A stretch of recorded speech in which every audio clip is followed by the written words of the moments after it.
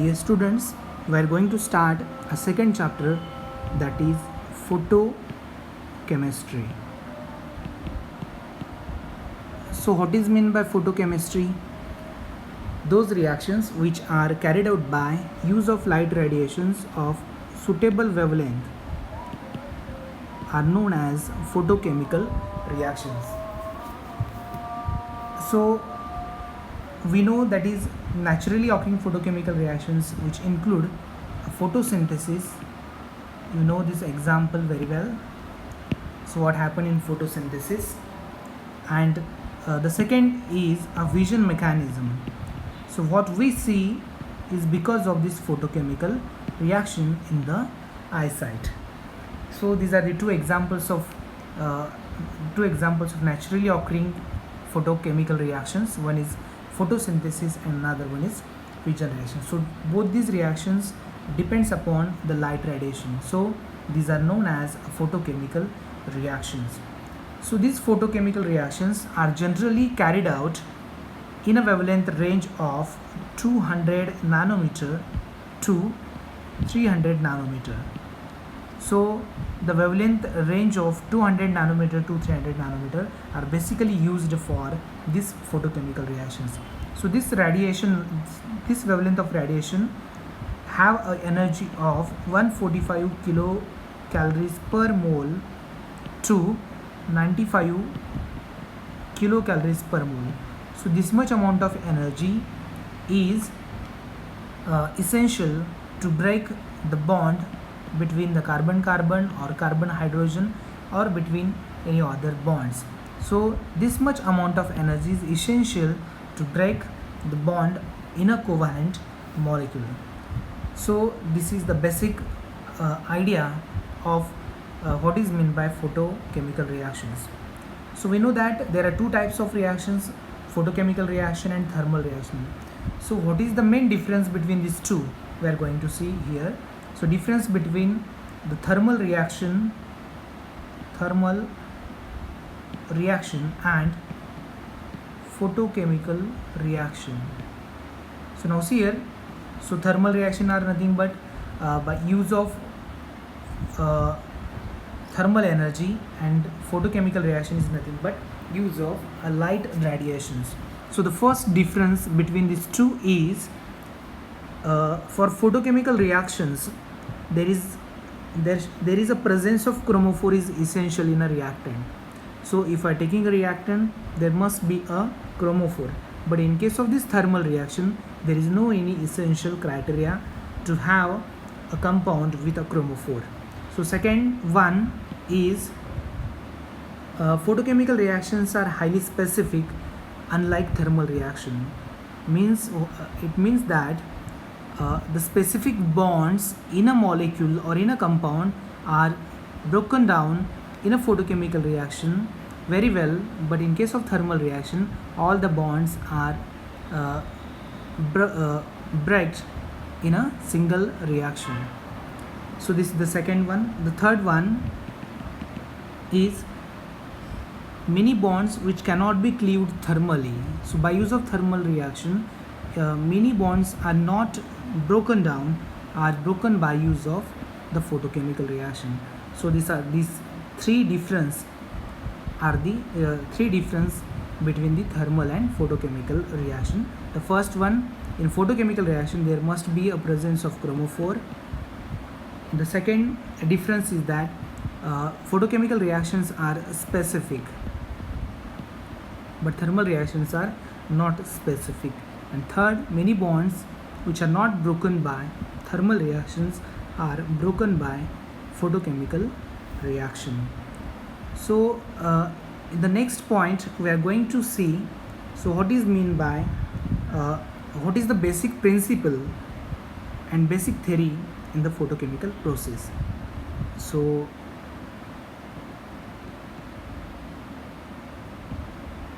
basic theory of a photochemical process. So we must know the basic idea behind the photochemical processes. Now see here, when a photon of a suitable wavelength, that is a light of suitable wavelength, is absorbed by a molecule, so one of the electron in a bond or a non-bonding orbital is excited to an unoccupied antibonding orbital. So you have studied in inorganic chemistry, so what is meant by bonding, non-bonding electrons and antibonding electrons. Suppose the molecule having the bonding orbitals, non-bonding orbitals, and this is a antibonding orbitals. So when a photon of suitable wavelength is absorbed by a molecule, the electrons which are present in the bonding orbital get excited to the antibonding orbital. Now see here, so initially the two electrons are paired, but after excitation of electron, so this electron is get excited to the next energy orbital. So this electronic excitation from lower energy to higher energy orbital is known as an excitation of electron due to the absorption of suitable wavelength of light. So this energy absorption process, or the termed as an excitation, which generally involves n to pi star transition or pi to pi star transition. So n means non-bonding electrons, pi star means those molecules which have double bond, and star is nothing but antibonding molecular orbital. So n, for example, now see here, carbon double bond oxygen. So the oxygen has a lone pair of electrons. This is a double bond between the carbon and oxygen. So when this molecule absorbs a suitable wavelength of light radiation, so now suppose the symbol is shown, is hν is nothing but the reactions which are carried out by light energy are shown by hν. So when this molecule absorbs light radiation, the electron which are present in the non-bonding orbitals are get excited from lower energy orbital, from this one to this one. So when this excitation takes place, that excitation is known as an n to pi star, means the electrons which are present in the n orbital are get excited to the antibonding orbitals of pi bond. And the second one is pi to pi star. Suppose an example of carbon-carbon double bond. When this molecule absorbs light radiation, the electrons which are present in the double bond are get excited from lower energy to higher energy. So that excitation is known as an pi to pi star transition. So this excitation involves basically two types, that is n to pi star and pi to pi star transition. The molecules that undergo photochemical reactions include, means those molecules which give photochemical reactions, they have may a conjugated aromatic ring, they may be a ketone, carbon double bond oxygen, they may be a heterocyclic compounds like pyridine or any other pyrrole, any other heterocyclic molecules. So basically those molecules which have conjugated aromatic compounds, ketonic compounds, heterocyclic compounds. So these three types of compounds basically gives a photochemical reactions. So in conjugated aromatic compound there is a carbon-carbon double bond. In ketonic molecule there is a carbon-oxygen double bond is there. In a heterocyclic molecule there is also a unsaturated bond are present. So such molecules undergoes photochemical reaction by use of light radiation. Now we are going to see there are two typical photochemical processes are involved. So photochemical processes,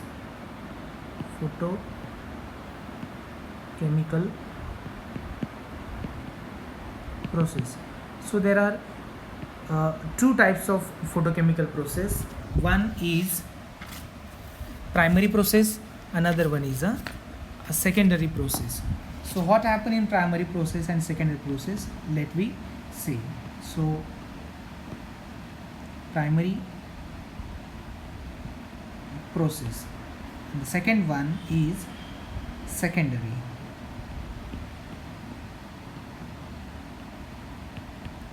So these two are the photochemical processes. So now see here, what is meant by primary process. In primary process, the molecule undergoes electronic excitation. So the molecule undergoes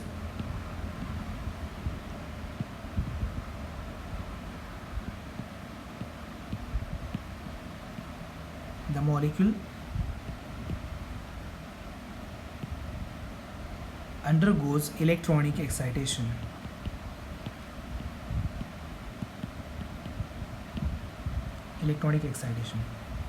And in a secondary process, the excited molecule undergoes a photochemical change. The excited molecule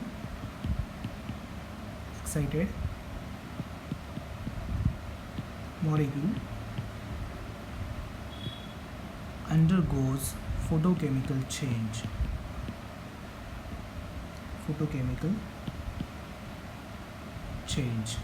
To form products. So there are two types. In the first step, the molecule undergoes electronic excitation, that is lower energy to higher energy orbital. In the secondary process, the excited molecule undergoes a photochemical change to form a product. So these two steps are involved in a photochemical processes. In every photochemical reaction follows these two steps, that is primary process, that is by absorption of energy, that is light energy, that is the electrons from lower energy orbital are excited to the higher energy orbital. In the secondary process, that excited molecule undergoes a photochemical change to give a product. So this is the basic theory of photochemical process. So the next point is what are the electronic transitions. So we are going to see what is meant by electronic states and what are the electronic states are involved in a photochemical reaction. So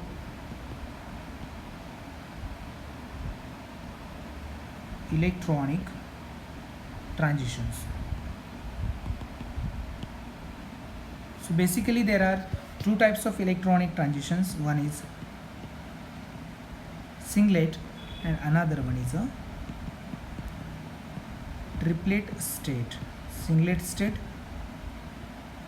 and triplet state.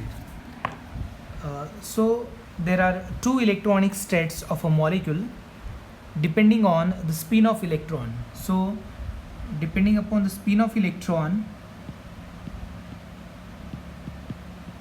listen here, depending upon the spin of electrons,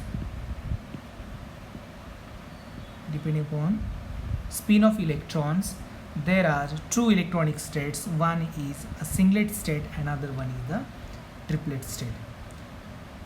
So in most organic molecules, all electrons in the ground state are paired. So you know that the molecule which is stable, so in that molecule all the electrons are spin paired. Now spin paired means, now see here, so when the spin of this electron, so these are two are opposite to each other, so that is known as an pairing. So basically in molecule, when the molecule is in ground state, which is a stable molecule, so in the ground state all the electrons are paired. So when one of the electron is promoted to an orbital of higher energy, suppose one of the electron is promoted, I will write here, if these two electrons are paired, if one of the electron is promoted to higher energy orbital, the two electrons may not have the same spin. So this electron is excited from lower energy to the higher energy. So I will show here. So one electron is excited from lower energy orbital to the this electron is excited to the higher energy orbital, in which the spin remains same, but now the electrons are not paired.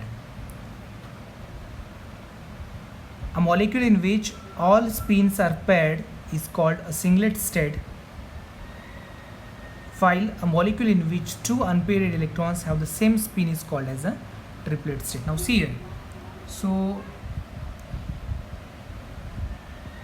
basically in the ground state, the electrons are spin paired. When the molecule absorbs energy, it is get excited from lower energy orbital to the higher energy orbital. Now see here. So this electron remains in the ground state, but this electron, if it is get excited into the higher energy orbital, in both the cases, now see here, one electron as it is and another electron is get excited.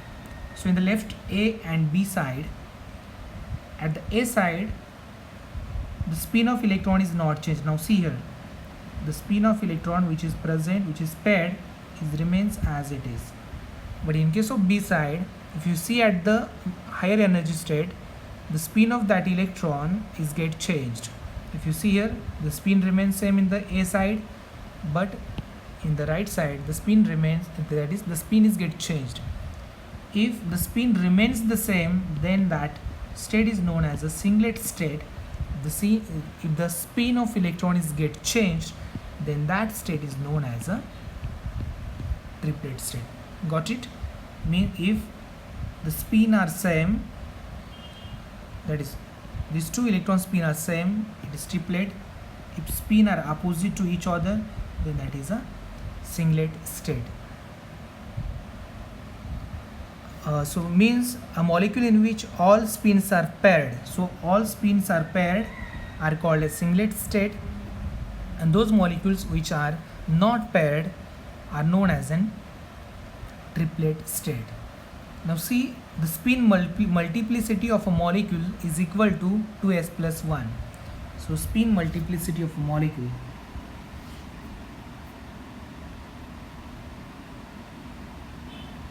I will write the spin multiplicity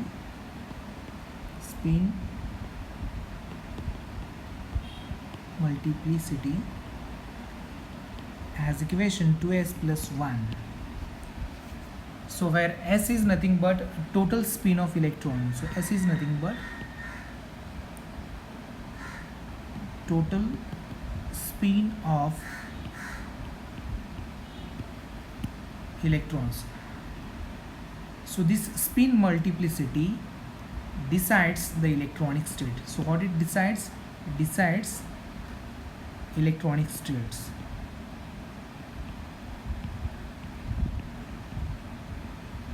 So electronic state of a molecule is decided by the spin multiplicity having the equation 2s plus 1.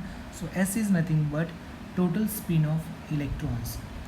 So now we are going to calculate the total spin of electron. Now see here, if all the electrons are spin paired, now see this example, if all the electrons are spin paired, the total spin will be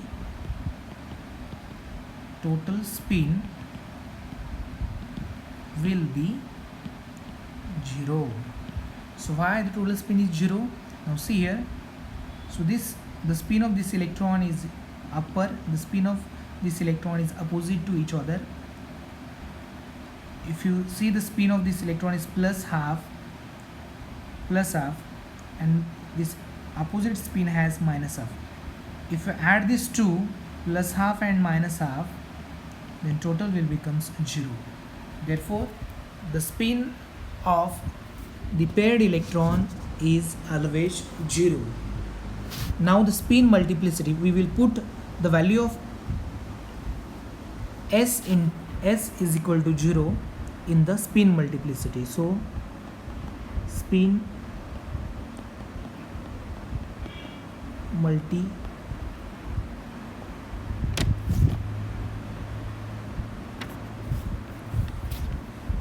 well 1 minute.